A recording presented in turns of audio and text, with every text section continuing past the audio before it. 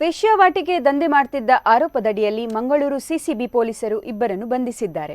ಬಂಧಿತರನ್ನು ಅಬ್ದುಲ್ ಹಫೀಜ್ ರಂಬ್ಲತ್ ಎಂದು ಗುರುತಿಸಲಾಗಿದೆ. ಮಂಗಳೂರು ನಗರದ ಕಾವೂರು ಪೊಲೀಸ್ ಠಾಣಾ ವ್ಯಾಪ್ತಿಯ ಕಾವೂರು ಕಟ್ಟೆ ಪರಿಸರದ ಬಾಡಿಗೆ ಮನೆಯೊಂದರಲ್ಲಿ ಅಕ್ರಮ ಲಾಭ ಗಳಿಸುವ ಸಮಾನ ಉದ್ದೇಶದಿಂದ ಬೆಂಗಳೂರು, ಮಂಗಳೂರು, ಮೈಸೂರು, ಉಡುಪಿ ಹಾಗೂ ಇತರ ಕಡೆಗಳಲ್ಲಿನ ಯುವತಿಯರನ್ನು ಮಾನವ ಕಳ್ಳ ಸಾಗಾಟ ಮೂಲಕ ಮಂಗಳೂರಿಗೆ ಕರೆಯಿಸಿ ವೇಶ್ಯಾವಾಟಿಕೆ ದಂಧೆ ನಡೆಸುತ್ತಿದ್ದರು ಎಂಬ ಖಚಿತ ಮಾಹಿತಿ ಮೇರೆಗೆ ಮಂಗಳೂರು ಸಿಸಿಬಿ ಘಟಕದ ಪೊಲೀಸ್ ಇನ್ಸ್ಪೆಕ್ಟರ್ ಮಹೇಶ್ ಪ್ರಸಾದ್ ಹಾಗೂ ಸಿಬ್ಬಂದಿ ದಾಳಿ ನಡೆಸಿದ್ದಾರೆ.